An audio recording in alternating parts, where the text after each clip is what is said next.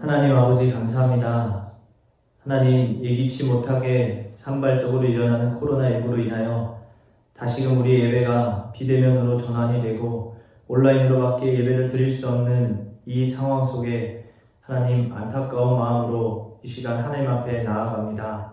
하나님 그럼에도 불구하고 하나님을 향한 기도의 기도의 자리를 놓치지 않기 위하여 이렇게 온라인을 통하여서라도 하나님 기도하고자 하나님 만나고자 이 시간 모였사오니 하나님 이 모임 가운데 주의 성령으로 충만하게 임재하여 주셔서 말씀으로 하실 말씀들을 우리에게 부어주시고 또한 우리 삶 가운데 그 말씀의 힘을 얻어 살아내야 될 것들을 잘 살아낼 수 있도록 은혜 더하여 주옵소서.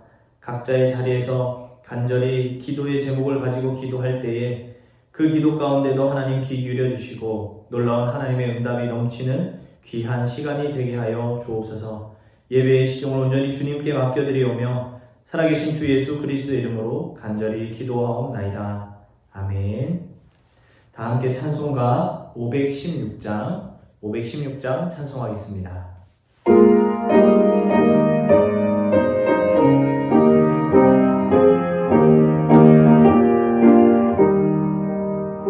옳은 길 따르라 의의 길을 세계 만민의 참된 길 이 길 따라서 살 길을 온 세계에 전하세 난 백성이 나갈 길 어둠 밤 지나도 동튼다 바람이 보아라 저기 주 예수의 나라 이 땅에 곧 오겠네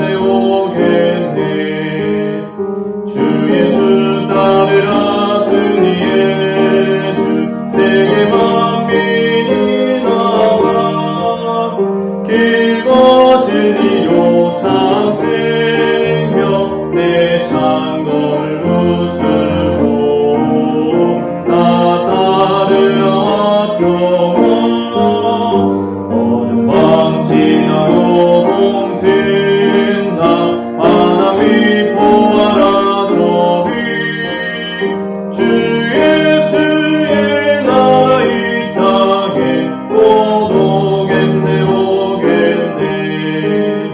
놀라운 이 소식 알리어라 세계 만민을 구하려 내 주 예수를 보내신 참 사랑의 하나님 만 백성이 따를 길 어둠 밤 지나도 동튼다 바람이 보아라 저기 주 예수의 나라 이 땅에 곧 오겠네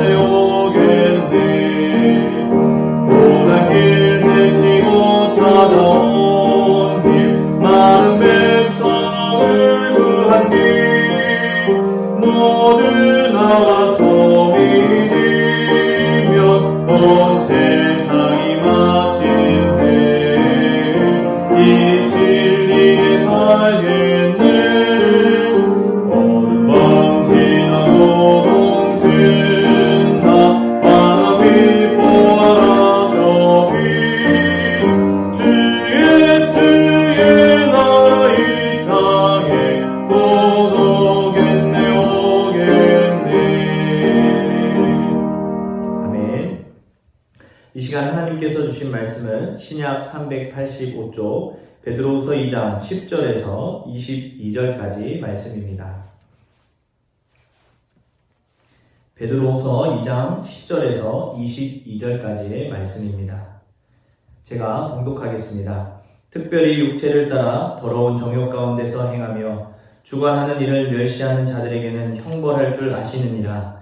이들은 당돌하고 자긍하며 떨지 않고 영광 있는 자들을 비방하거니와 더 큰 힘과 능력을 가진 천사들도 주 앞에서 그들을 거슬러 비방하는 고발을 하지 아니하느니라. 그러나 이 사람들은 본래 잡혀 죽기 위하여 난 이성 없는 짐승 같아서 그 알지 못하는 것을 비방하고 그들의 멸망 가운데서 멸망을 당하며 불의의 값으로 불의를 당하며 낮에 즐기고 노는 것을 기쁘게 여기는 자들이니 점과 흠이라. 너희와 함께 연회할 때에 그들의 속임수로 즐기고 놀며 음심이 가득한 눈을 가지고 범죄하기를 그치지 아니하고 굳세지 못한 영혼들을 유혹하며 탐욕에 연단된 마음을 가진 자들이니 저주의 자식이라. 그들이 바른 길을 떠나 미혹되어 부올의 아들 발람의 길을 따르는도다. 그는 불의의 삭슬 사랑하다가 자기의 불법으로 말미암아 책망을 받되 말하지 못하는 나귀가 사람의 소리로 말하여 이 선지자의 미친 행동을 저지하였느니라. 이 사람들은 물 없는 샘이요 광풍에 밀려가는 안개니 그들을 위하여 캄캄한 어둠이 예비되어 있나니 그들이 허탄한 자랑의 말을 토하며 그릇되게 행하는 사람들에게서 겨우 피한 자들을 음란으로서 육체의 정욕 중에서 유혹하는도다. 그들에게 자유를 준다 하여도 자신들은 멸망의 종들이니 누구든지 진 자는 이긴 자의 종이 됨이라.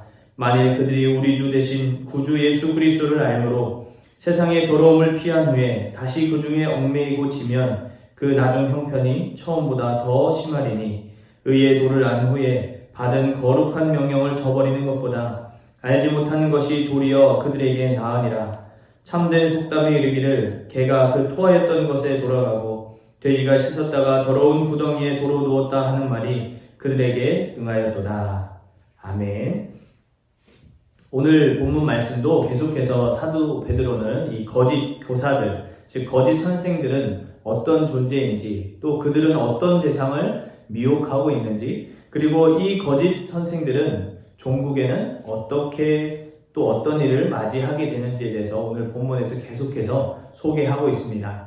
본문에서 언급하고 있는 교사들, 이 거짓 선생들의 특징을 살펴보면서 우리 삶에 어떻게 적용해 볼 수 있는지 함께 말씀을 나눠보도록 하겠습니다. 먼저 10절과 11절 말씀을 주목해 보시면 10절에 보시면 특별히 이들이 육체를 따라라고 이야기하고 있습니다. 육체를 따라서 더러운 정욕 가운데서 행하며 라고 이야기를 하고 있는데 여기서 육체라는 것은 헬라어로 사르스라고 하는데요. 이것은 단순히 우리의 육신말을 말하는 것이 아니라 짐승의 육신을 표현할 때도 이 사르스를 쓰는데 즉 이 표현은 바로 죄의 본성에 이끌려서 마치 짐승처럼 살아가는 그런 육신적인 정욕에 놓여있는 상태를 의미하는 것입니다. 그러니까 이 거짓 선생들은 하나님의 마음, 하나님의 성품으로 이와 같은 삶을 사는 것이 아니라 철저하게 죄의 본성, 죄의 본능에 이끌린 대로 마치 짐승처럼 살아간다라는 것입니다. 이들이 하는 행동이 무엇입니까? 10절에 보시면 주관하는 일을 멸시하는 자들이다라고 이야기하고 있습니다. 주관하는 일, 즉 하나님을 멸시하는 겁니다. 하나님을 대적하고 하나님을 비방하고 하나님에 대한 그 모든 것들을 왜곡시키고 바꿔서 이야기하는 것들을 하는 사람들이 바로 이 거짓 선생들이다라는 것이죠. 이와 같은 대적하는 일들에 이들이 어떻게 하느냐면 10절 후반부에 보시면 당돌하고 자긍하며 떨지 않는다라고 이야기를 하고 있습니다. 하나님 대적하는 일에 대해서 두려움이 없다라는 것입니다. 하나님을 대적하는 일에 대해서 자긍한다라는 것은 스스로 그 일을 자신이 하고 있는 일을 자부심과 긍지를 갖는다라는 것이죠. 매우 어처구니 없는 모습이 이들에게 있다라는 겁니다. 또한 더 나아가서는 영광 있는 자들도 비방한다라고 하는데 여기서 영광 있는 자들은 다양한 해석이 있지만 가장 타당한 해석으로는 바로 천사, 즉 영적인 천상적 존재들을 의미하는데 이들의 권위도 인정하지 않고 이들을 비방한다라는 겁니다. 이와 같은 거짓 선생들의 모습이 이들에게 있다라는 것이죠. 즉 이들은 하나님 대적하는 것을 매우 우습게 여기고 가볍게 여깁니다. 그리고 전혀 하나님을 두려워하지 않습니다. 자신의 행위에 대해서 일말의 죄책감도 느끼지 못한다는 것이죠. 왜냐하면 자신들이 하는 행동이 하나님의 일을 한다라고 착각하고 있기 때문입니다. 자신들이 하고 있는 행동, 자신들이 해석하는 것들이 사사로이 풀어낸 성경의 해석들이 그게 맞다라고 주장하면서 그것을 가지고 미혹하는 자들이다라는 것입니다. 계속해서 거짓 선생들의 특징을 살펴보도록 하겠습니다. 12절부터 14절 말씀을 주목해 보시면 이들을 그렇게 표현하고 있습니다. 이 사람들은 12절에 본래 잡혀 죽기 위하여 난 이성 없는 짐승 같아서 라고 이야기합니다. 다시 말해서 짐승과 같이 이성 없이 어떠한 지각도 없이 그저 자신의 본능에 이끌려서 세상을 살아가는 그런 비천한 짐승과 같이 태어난 존재들, 그저 죽기 위해서 태어난 이런 존재들과 같은 그런 허무한 존재다라는 것을 지적하고 있습니다. 이들이 하는 행동은 무엇입니까? 13절에 보시면 낮에 즐기고 노는 것을 기쁘게 여기는 자들이라 라고 이야기하는데, 여기서 낮에 즐기고 논다라는 것은 이 방종한 삶을 언제 하느냐? 바로 백주 대낮 때도 그대로 했다라는 것입니다. 하나님 기뻐하시지 않는 불의한 삶, 비도덕적인 삶, 그리고 매우 타락한 삶을 낮에도 밤에도 은밀하게 있었던 일들을 오히려 낮에 함으로써 모든 사람들 앞에서 자신들의 악함을, 불의함을 마음껏 드러내는 사람들이 바로 이 거짓 선생들이다 라고 이야기를 하고 있습니다. 그리고 오늘 본문을 주목해 보시면 13절 후반절에 보시면 너희와 함께 연회할 때라고 하는데, 여기서의 이 연회는 무엇이냐면 바로 애찬식을 상징합니다. 그 근거로는 유다서 1장 12절과 고린도전서 11장 20절 이하에도 나오는데요. 특별히 고린도전서에서 지적하고 있었던 어떤 교회의 타락성에 보면 이 성찬식을 완전히 왜곡되어서 그 성찬식을 자신들의 어떤 음란한 것들, 자신들의 정욕을 누리기 위한 그런 애찬식으로 만찬으로 바꿔서 즐겼다라는 그것에 대한 바울의 지적이 나오고 있는데, 바로 이 베드로 사도가 권면하는 그 당시 교회에도 이와 같은 일들이 있었다라는 것이죠. 이들은 연회, 즉 성찬 때 나누던 애찬을 바로 음심과 타락이 만연한 현장으로 바꿔버렸다라는 것입니다. 14절에 보시면 음심이 가득한 눈으로 가지고 범죄하기를 그치지 아니한다라고 합니다. 연회할 때 이와 같은 일을 했다라는 것이죠. 그만큼 이들은 공동체 안에서 건전한 교제를 하지 못하도록 막아버리고, 건전하게 만들어 놓으신 하나님의 귀한 애찬식조차도 이들의 방탕과 방종과 타락의 현장으로 완전히 더럽히는 자들이 바로 거짓 선생들이다라고 지적하고 있는 것입니다. 그렇다면 이들이 어떤 자들을 미혹하느냐? 14절 하반절을 보시면 이들은 연약한 자들, 14절에 보시면 더 나아가서 연약한 믿음을 미혹하는 자들이다라고 지적하고 있습니다. 그만큼 이들은 건강한 사람들을 미혹하는 것이 아니라 연약한 자들, 초보인 자들, 그리고 뒤에 후반절에 쭉 가서 보시면 처음 예수님을 알았다가 예수님을 알았다가도 미혹되었다 다시 돌아온 자들까지도 이들을 미혹해서 그들의 주장과 그들의 논리에 빠지게 만드는 그런 사람들이다라고 이야기를 하고 있는데, 그만큼 이들이 미혹하려고 하는 대상들은 믿음의 초보, 그리고 이전의 삶으로 돌아갔다 다시 이제 돌아온 그런 믿음이 연약한 자들, 이런 사람들에게 쉽게 접근하고 이들을 미혹하여서 이들을 흔들리게 했다라는 것이죠. 그만큼 이들은 이 탐욕, 탐심, 그리고 불의한 것에 굉장히 연단된 사람들이다라고 이야기를 하고 있습니다. 이들은 불의함에 대해서 양심의 가책을 느끼지 못합니다. 그와 같은 행동이 너무 자연스러운 사람들이 바로 이 거짓 교사들이다라는 것입니다. 더 나아가서 오늘 본문에서는 이들을 14절 아예 끝부분에 나오시면 저주의 자식이라고 합니다. 이 말은 불의의 자식, 마귀의 자식이다라고 이 사도 베드로의 강력한 권면을 담고 있는 것입니다. 이들에 대해서 베드로는 계속해서 지적하고 있는데, 물 없는 샘과 같다. 샘은 샘인데 물이 없는 샘, 아무 쓸모가 없는, 가치가 없는 것이죠. 광풍에 밀려가 버린 안개와 같은 자들, 광풍이 불었을 때 그 안개 옆을 아무것도 하지 못하듯이 아무런 가치 없는 존재들, 아무것도 남기는 것이 없는 그런 무의미한 존재들이 바로 이러한 자들이다 라고 이야기를 하고 있는 것입니다. 18절에서도 계속 이야기하고 있습니다. 허탄한 자랑의 말을 토하는 자라라고 합니다. 여기서 허탄한 자랑의 말을 토한다라는 것은 진실성이 없고 가치가 전혀 없는 말들을 계속해서 한다라는 것이죠. 허탄하고 비현실적인 망상의 말들로 사람들의 마음을 일시적으로 사로잡아 가는 자들이다라는 것입니다. 하지만 그 말에는 전혀 진실성이 없습니다. 무의미한 자랑들로 가득되어 있습니다. 그리고 그들이 주장하는, 그들이 사사로이 풀어낸 말씀의 해석들은 전혀 실현될 수 없는 거짓 메시지다라는 겁니다. 그래서 이들을 따라가는 자들은 이들과 함께 결국 멸망의 길로 인도되어 갈 뿐이다라는 겁니다. 이들은 계속해서 믿음의 초보, 믿음이 연약한 자들을 미혹합니다. 그들이 준다는 자유를 줄지라도 19절에서 말씀처럼 그들 자체가 멸망의 종들이기 때문에 그들이 준다는 자유를 아무리 내가 소유할지라도 그들과 같이 썩어질 것을 누리는 것이고 죄의 종들 타는 사는 자들로 동일하게 이어져 간다라는 것이죠. 최종적으로 진자가 된다라는 것은 이 진자는 바로 이 거짓 교사들을 말합니다. 그리고 이 진자들은 누구의 종이 된다라고 하고 있습니까? 이긴 자들의 종이 될 뿐이다라고 합니다. 다시 말해서 최종적인 때가 되었을 때 결국 지금은 거짓 선생들의 말이 굉장히 달콤해 보이고 그들이 득세하는 것 같고 그들이 뭔가 공동체와 교회와 성도들 다 장악하는 것처럼 보일지라도 그들은 결국 최종적인 때에 갔을 때에는 결국 이긴 자, 믿음을 끝까지 지킨 자들의 종노릇할 뿐이지 결국 그들이 승리하고 이기게 되지 않는다라는 것을 베드로가 지적하면서 계속해서 그들의 길에 그들의 말에 귀 기울이고 미혹되지 말아야 된다는 것을 계속 지적하고 있는 것입니다. 이런 거짓 선생들에 대해서 사도 베드로는 예를 들어서 설명하는데 15절과 16절 기록에서처럼 이스라엘 백성들을 미혹시켰던 거짓 선지자 발람에 대해서 소개하고 있습니다. 이들은 마치 발람의 길을 따르는 자들과 같다라고 이야기를 하고 있죠. 발람은 어떤 사람입니까? 본문의 설명처럼 불의의 삭슬 사랑한 사람입니다. 즉 발락 왕의 보상을 바라고 하나님께서 분명 이스라엘 백성들을 저주하는 자리로 나아가지 말라고 했음에도 불구하고 그 왕이 주는 보상에 마음이 미혹되어서 하나님의 명령을 따르지 않고 그 자리로 나아갔던 사람이 바로 이 발람 거짓 선지자였습니다. 이에 대해서 하나님께서는 이 나귀를 통해서 짐승의 입술을 통해서 이 발람의 길을 막으시는데 그만큼 하나님께서는 그 거짓 선지자의 길을 막으신다라는 것이죠.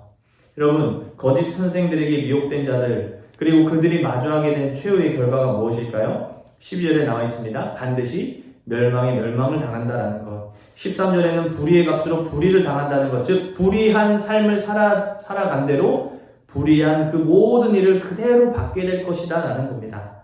또한 17절에서는 캄캄한 어둠이 예비되어 있다라는 것. 즉 하나님의 심판이 그들에게 임한다라는 겁니다. 결코 하나님의 심판으로부터 이 거짓 선생들이 피할 길이 없다라는 것이죠. 그리고 이들과 함께 미혹된 자들도 마찬가지입니다. 20절에서 22절에서 이야기를 하고 있습니다. 특별히 20절에서 시작하는 만일 그들이라 할 때 이 그들은 거짓 선생만 포함한 것이 아니라 거짓 선생에게 미혹된 자들까지도 포함되어 있는 겁니다. 즉 미혹되어서 이전의 상태로 돌아가면 그들에게 미혹되어서 예수님을 알기 전의 상태로 되돌아가면 처음 상태보다 더 나쁠 것이다 라고 지적하는 것이죠. 더 저주스럽고 더 괴로운 이전의 삶으로 돌아가게 된다는 것입니다. 그래서 21절에서는 차라리 그리스도의 도를 알고 거룩한 명령을 저버리는 것보다 아예 처음부터 예수님을 모르고 하나님의 거룩한 사명도 모르고 아예 알지 못한 그 처음의 상태가 훨씬 나을 뻔했다라고 이야기할 정도로 사도 베드로는 미혹된 자들에게 얼마나 저주스러운 인생이 있는가를 지금 이야기하고 있는 것입니다. 이렇게 그들에게 미혹되어서 그들에게 미혹된 가르침을 따라서 살아가는 그 안타까운 영혼들을 향해서 베드로는 더 심하게 지적하고 있습니다. 22절에 보시면 마치 개가 자기가 토한 것을 다시 먹는 것처럼 돼지가 씻었지만 다시 더러운 구덩이로 들어가서 자신의 몸을 더럽히는 행위와 같다라는 겁니다. 그만큼 그들에게 미혹되어서 현혹되어서 이끌려간다는 그런 인생은 이와 같이 비참하다라는 것을 사도 베드로가 굉장히 낱낱이 또 선명하게 지적하고 있다라는 것이죠. 베드로가 왜 이렇게 지적하고 있을까요? 왜 이렇게 강력하게 경계하고 있을까요? 그렇다면 그 경계와 그 지적에는 분명 우리가 알아야 될 메시지가 있다라는 것이죠. 우리 삶으로 적용해 본다면 우리 역시도 이 사도 베드로의 가르침처럼 거짓 선생들로부터 늘 깨어 있으셔야 합니다. 누누이 강조하지만 거짓 선생들은 외부에서 찾아오는 존재들이 아닙니다. 지금 이 사도 베드로는 자신이 섬기는 공동체 내부에 있는 거짓 교사들을 말하고 있습니다. 즉 내부에서 오는 대적자들이다라는 것이죠. 그럼 이들을 어떻게 분별하느냐? 오늘 설명하고 있는 이들의 특징들을 살펴보고 그들의 특징들을 열거해서 살펴보면 우리가 충분히 우리 내부적으로 있는 불의하고 또 거짓 교사와 같은 역할을 하는 자들로부터 우리를 지키고 보호할 수 있다는 것이죠. 이들이 하는 특징적인 일들이 무엇입니까? 하나님 보시기에 불의한 일들을 하는 자들입니다. 말씀에 합당하지 않는 일들을 하는 자들입니다. 교회와 성도에게 덕이 되지 않는 일들을 하는 자들입니다. 비윤리적이고 비인격적이고 비도덕적인 삶을 그대로 만연히 살아가는 사람들입니다. 이것들을 베드로가 지금 그런 거짓 선생들의 미혹, 가르침, 그들이 어떤 모임, 그들이 동조하고자 하는 것에 전혀 동의하거나 빨려 들어가거나 동의해서 함께하는 일을 그치라라는 것입니다. 그것이 그들에게 미혹된다라는 것이죠. 그렇다면 우리가 어떻게 살아가야 될까요? 우리가 어떻게 거짓 선생들로부터의 미혹을 막아내면서 이 세상을 살아가야 될 그 방향성은 무엇일까요? 우리가 이것을 더 선명하게 인식하기 위해서는 바로 우리가 가지고 있는 것들을 더 풍성히 생각할 필요가 있습니다. 여러분, 예수 그리스도께서 우리를 어떻게 살리셨습니까? 대림절 기간입니다. 우리가 이 기간을 생각하면서 다시 한번 이 땅에 오신 예수님을 묵상해 본다면 여러분, 예수님이 하늘 보좌와 영광을 모두 포기하시고 낮은 이 땅 가운데 사람으로 오셨습니다. 여러분, 권리를 포기하고 영광스러운 것들을 모두 포기한 채 저 낮고 낮은 곳으로 내려간다라는 것은 결코 쉬운 일이 아닙니다. 예수님이 그렇게 하셨다라는 것이죠. 자신의 모든 보좌, 자신이 가지고 계셨던 모든 권리와 전능한 능력마저도 모두 포기한 채 이 세상의 낮은 이 땅으로 사람의 모습으로 오셨다라는 겁니다. 왜 이와 같이 하셨습니까? 바로 저와 여러분들을 살리기 위해서, 우리를 위해서 이와 같이 하셨다라는 겁니다. 그러면 예수님이 이 세상에 오셔서 감당하신 삶의 모습은 무엇일까요? 우리를 구원하기 위해서 기꺼이 이 세상의 모든 고난의 삶을 묵묵히 걸어가셨습니다. 뿐만 아니라 우리가 죄인이기 때문에, 우리가 가지고 있는 죄의 본성 때문에 마땅히 하나님 앞에서 심판받아야, 형벌받아야 될 그 모든 것들을 대신 지셨습니다. 하나님 앞에 받아야 될 모든 저주와 진노와 분노를 십자가에서 우리를 대신하여서 모두 다 받아내셨다라는 겁니다. 그 모든 것들을 다 받아내시기까지, 죽기까지 우리를 사랑하시고 죽으셨습니다. 누구를 위해서 이와 같이 하셨습니까? 저와 여러분들을 위해서 그렇게 하신 것입니다. 우리를 위해서 이 모든 일을 감당하셨다라는 겁니다. 그 극심한 죽음의 고통 속에서도 죽음을 마침내 이기시고 다시 사신 이 놀라운 부활의 역사는 우리에게 새 생명을 주기 위한 부활의 첫 열매로서 다시 살아나 주셨습니다. 오롯이 저와 여러분들을 위해서 하신 일입니다. 다시 태어나신 일까지도, 다시 부활하신 일까지도 우리에게, 너희들에게도 나를 따르는 그 영광의 끝자락에서는 영원한 생명으로 부활할 것이다, 다시 사실 것이다 라는 것을 보여주시기 위해서 그 부활의 열매, 첫 열매가 되셨다라는 겁니다. 우리를 위해서 이와 같이 하신 것이죠.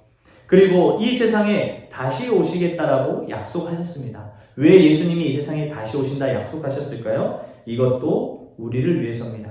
저와 여러분들을 위해서입니다. 우리를 영원토록 구원하시기 위해서, 영원토록 함께 하시기 위해서, 영원토록 사랑하며 동행하며 살아가기 위해서 다시 오시겠다라는 겁니다. 누구를 위해서요? 저와 여러분, 바로 우리를 위해서 예수님이 그와 같이 하셨다라는 겁니다.